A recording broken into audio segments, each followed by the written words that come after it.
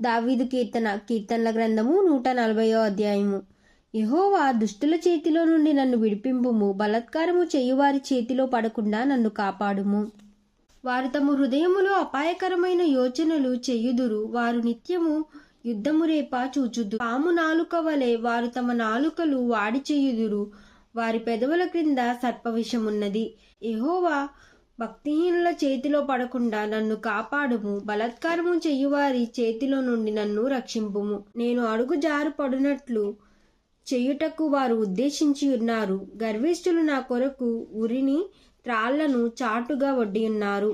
వారు త్రోవ ప్రక్కను బలపరిచి ఉన్నారు, నన్ను పట్టుకొంటకై ఉచ్చులు నొగ్గియున్నారు. అయినను నేను యెహోవాతో ఇలాగు మనవి చేయుచున్నాను, యెహోవా, నీవే నా దేవుడవు, నా విజ్ఞాపనలకు చెవియొగ్గుము. ప్రభువైన యెహోవా నా రక్షణ దుర్గము, యుద్ధ దినమున నీవు నా తలను కాయుదువు.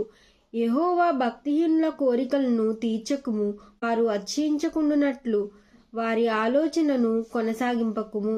నన్ను చుట్టుకొను వారు తల ఎత్తిన ఎడల వారి పెదవుల చేటు వారిని ముంచునుగాక. కనకననాడు నిప్పులు వారి మీద వేయబడునుగాక. వారు తిరిగి లేవకుండునట్లు అగ్నిగుండములో వారు కూల్చబడుదురుగాక, అగాధ జలములలోనికి త్రోయబడుదురుగాక.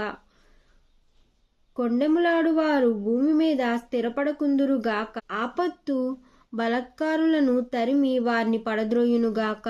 బంధింపబడవారి పక్షమున యెహోవా వ్యాజ్యవాడుననియు, దరిద్రులకు ఆయన న్యాయము తీర్చుననియు నేనెరుగుదును. నిత్యము నీతిమంతులు నీ నామమునకు కృతజ్ఞతాస్తుతులు చెల్లించుదురు, యథార్థవంతులు నీ సన్నిధిని నివసించెదరు. ఆమేన్.